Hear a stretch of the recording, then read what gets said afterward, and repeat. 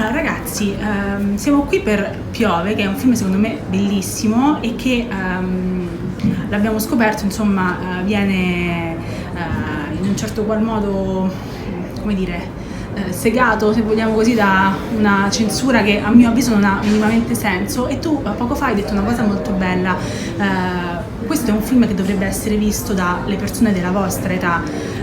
Che effetto vi fa aver lavorato a qualcosa che in realtà parla dell'importanza dell'empatia e dell'amore, ma che non è stato minimamente capito da chi poi doveva giudicarlo? Io credo che chi ha vietato il film non ha visto il film, probabilmente ha visto delle stille prese dal set di sangue e violenza e hanno dedotto che fosse... L'ha guardato e non l'ha visto? Sì, cioè. Ha dedotto che fosse un film da vietare. È un peccato, un grande peccato, perché il film merita, un film alla fine è un horror, ma è una storia d'amore. Va a denunciare anzi proprio la violenza, proprio il contrario, in tutti i suoi aspetti, e mi dispiace doverlo dire, però trovo insensata la cosa, perché come ho detto prima viviamo un'epoca abbastanza ambigua per quanto riguarda la violenza, viene messa anche quando è fuori contesto, la sparano in faccia tutti i giorni, sui social, in TV, ovunque. Guardiamo Netflix. Tra Squid Game e Jeffrey Dahmer, che idolatrati anche dai più piccoli, minori anche di 14 anni, che si vestono così pure me. E non lo so, è un po' strana come scelta, però... Una particolare di questo film è che credo sia molto interessante il modo in cui racconta una rabbia nella quale chi guarda si può immedesimare. Io stessa, guardando il film, mi sono riconosciuta in quella rabbia che è latente in ognuno di noi. Voi fate parte di una generazione che si sta affacciando al mondo come adulti. È qualcosa che voi riconoscete, che avvertite questa rabbia anche nella vostra generazione? Il film è una storia di verità alla fine, non è troppo distante da quello che vediamo tutti i giorni. La rabbia c'è, vive, è forte ed è un sentimento che ci porta a fare tante cose spiacevoli. Il problema è che poi, come il caso che è successo adesso, per esempio, che è morto quel ragazzo, c'era una frase che diceva tipo vabbè, ma tanto te pare che succede a me?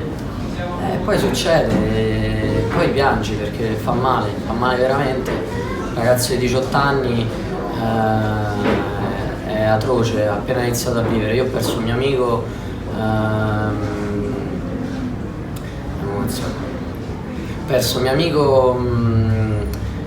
che aveva appena compiuto 18 anni e quindi lo capisco il dolore che prova, che possono provare i familiari o gli amici, quindi appunto è brutto.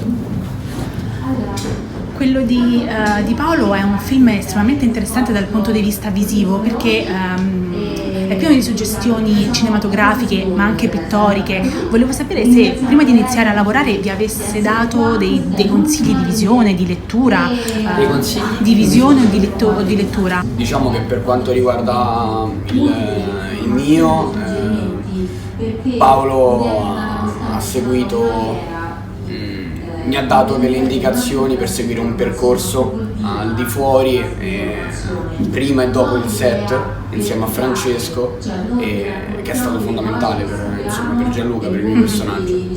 Per te invece ti ha dato dei consigli di visione, di letture, o anche tu hai trovato in altri film, in letteratura, delle suggestioni che ti hanno poi aiutato a incalarti nel mondo e nella Roma che racconta questo film?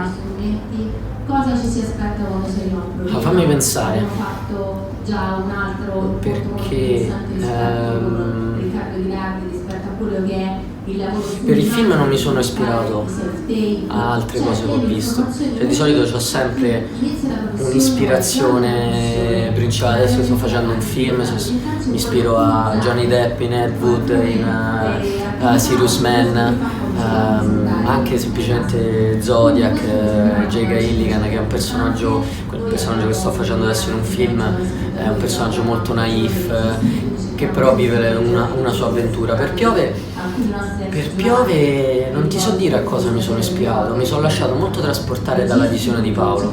Era una visione molto dritta, secca, precisa, era quasi martellante. Le domande, le risposte, le domande che facevo erano poi risposte secche. Quando stavamo sul set, di solito quando uno va in confusione, chiede al proprio regista un consiglio, insomma un modo di superare la scena. Con Paolo bastavano 2 parole, perché lui veramente ha questa cosa che poi, ecco, come quando dice mio padre dice mio nonno bastava per padre e poi mio nonno, mio padre bastava che mi guardava con uno sguardo, mio padre bastava che mi guardava un secondo e io già capivo. Un po' quello è il principio che ho avuto sul set con Paolo, perché abbiamo fatto una grossa lavorazione prima, proprio un lavoro intenso su quello che volevamo raccontare, su quello che volevamo portare sul personaggio. Poi Paolo ha 28 anni, quindi è giovane, non è molto giovane, nel senso non è giovanissimo, nel senso che non è molto distante dalla mia età, che io ho 20 anni, e quindi le cose che facevamo alla fine erano più o meno le stesse. Ci siamo ritrovati a giocare a Crash Bandicoot alla Play, a fare le serate su Omegle, a bere. Questo per creare anche un vero e proprio rapporto tra il personaggio di Enrico e il personaggio di Gianluca, appunto, proprio perché doveva sembrare quello che poi spero, riusciti a fare, ovvero a creare un vero e proprio rapporto di amicizia longevo che viene raccontato in una piccola parentesi, ma che è fondamentale per l'intero film. L'ultimissima domanda: questo è un film che parla anche di un antidoto contro la rabbia, contro l'odio. Nella vita di tutti i giorni, qual è il vostro antidoto per le sensazioni negative che capita a tutti di provare? L'arte, che sia musica, che sia cinema, per me entrambe le cose, facendo il lavoro entrambe le cose, ma l'arte penso che sia la cura del mondo, ecco. Io credo che c'è arte e amicizia che stanno sullo stesso livello, poi a livello sopra c'è la famiglia, perché uno tende sempre a dire se sono un momento di confusione, no ma lasciami perdere, però poi quando non riesci a trovare appigli nell'arte e nell'amicizia ti rifugi sempre dentro casa, dentro mamma, papà, tua sorella, tuo fratello, insomma nella famiglia, quindi questi sono i rimedi naturali all'odio. Grazie mille per il vostro tempo, grazie.